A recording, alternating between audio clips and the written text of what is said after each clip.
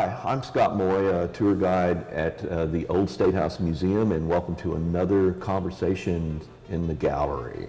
And hi, I'm Amanda Call-Clazier, the Youth Education Coordinator here at the Old State House Museum. Today we're going to be talking about hauntings or supposed hauntings here at the Old State House. I like to refer to it as Arkansas's Emporium of Hauntings.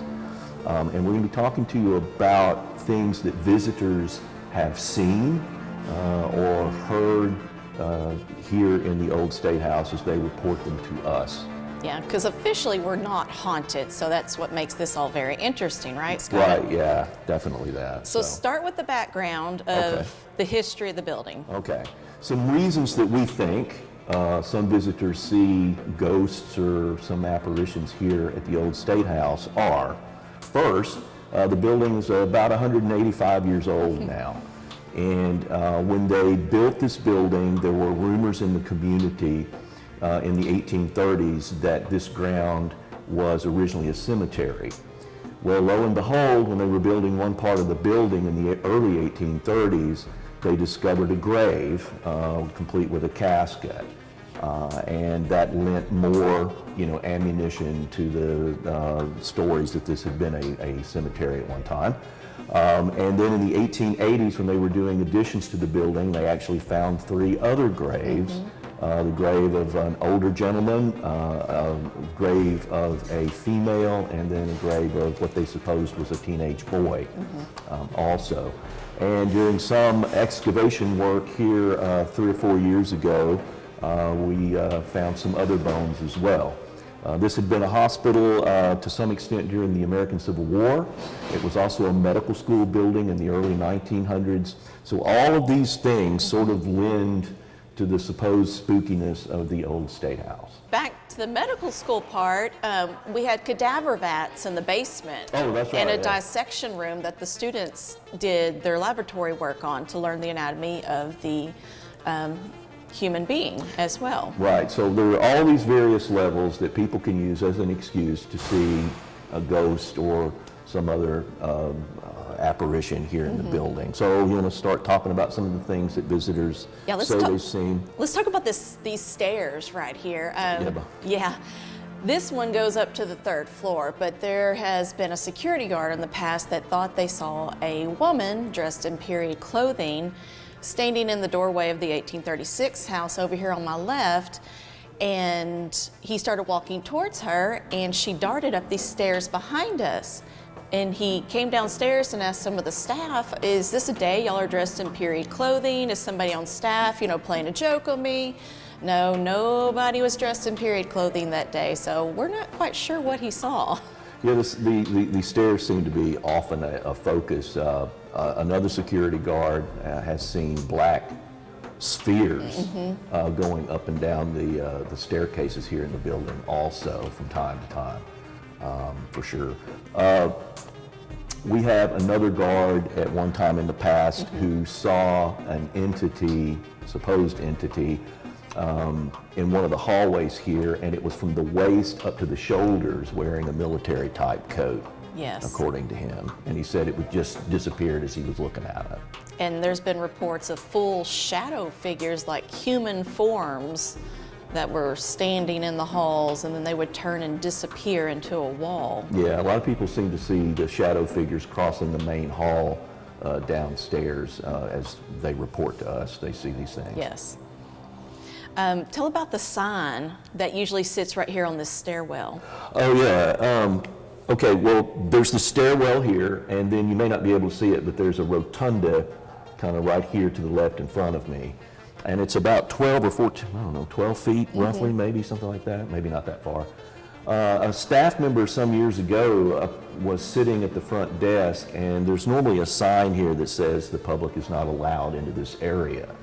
The staff member downstairs was at the front desk, and apparently, according to the people that witnessed it, the sign traveled from here over into the rotunda and downstairs and fell on the floor for no reason. And this was during a period when there were people going up into the balcony areas doing a lot of work on the air conditioning system, and they had been allowed up there for about a week, and the sign said there shouldn't be anybody up in the balcony. So apparently, an entity. Yeah, but they were may- done with the work too, Yeah, so that's yeah. what makes it even more interesting. Yeah, They weren't here on site working that day. Right, and so there was nobody here on up in this area when that happened. So that's another one of those examples. And speaking of the rotunda that we're still talking about, a maintenance person one day was cleaning the downstairs floor and was walking underneath the rotunda and looked up and saw a lady standing kind of like with her hands on the railing. She had a high collared lace top on. It was white skirt and a really high bun, and she was just standing there looking over the railing.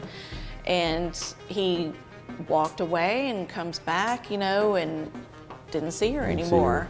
But again, nobody was dressed in period clothing that day for a right. reenactment. Yeah, So because we do a lot of period clothing dressing up like that. I often work the front desk downstairs, and I was down there working one winter, and a lady came down. Have I told you this? I don't know. A lady came down the think so. stairs to the front desk, and she was shaken up. She was from Great Britain, and she was shaken up, and to the point where I actually thought there was going to be a problem. So I got her and set her down, and she says, "Does this happen all the time?" And I was like, "What does what happen all the time?" Well, apparently she'd been up here on the second floor, and a man dressed in black had walked by her. She found him kind of strange, and she turned around and she said he just wasn't there anymore. And it shook her up so badly she had to come sit down at the front desk like I'd be any help. But anyway. yeah, well, we had another visitor tell a security guard a couple of years ago when she was in the ladies' restroom. I don't know if you've heard this story before, but her little daughter, it was like a grandma and a granddaughter were in the bathroom, and the granddaughter kept peering underneath the stall and was just talking, just having fun talking and giggling and laughing. And the woman comes out and was like, "Who were you talking to?" And she said, "The lady that was in the bathroom." What? Yes, and one of the security guards was standing outside the bathroom, and the grandmother walks out, and she's like, "Were you just in the bathroom talking to my granddaughter?" And she goes, "No, ma'am, I just walked up," and nobody was in the bathroom with them. So this girl was talking to somebody that wasn't there. Yeah. Okay. Well, we also have people that will come down to the front desk with photos of bars of light. Like Yes. they'll be about this long, and it's a perfect tube of light. Sort of looks like they're floating sort of in midair. Yes. I've seen a few of those photos as well. So. And anyway. orbs. Yeah, You there can are find kind of orbs. orbs Sometimes you have things to that take figure out, pictures. is it really a dust particle or is it truly an orb? Yeah. But the First Lady's Gallery, back Yeah. before it was renovated, was in the original governor's suite. And so it was a really dark, creepy corner. If you've ever seen it before, it was now in this nice, well-lit area. And we'd get all kinds of reports in that room, like shadows darting between the dresses, or somebody got growled at, they thought, one time in the exhibit. And so we've had ghost hunters go in there and try to find out stuff. And, Yeah. they'd have their little Ovilus machines, and things would show up that would say, like, devil, or I know another coworker heard "get out" one time in that same area. Okay. Well, thanks for tuning in, and come on by Arkansas's Emporium of Haunting, the Old State House Museum. Be glad to have you. I'm Scott Moy, tour guide here. And I'm Amanda Call-Glazier. Thank you for joining us.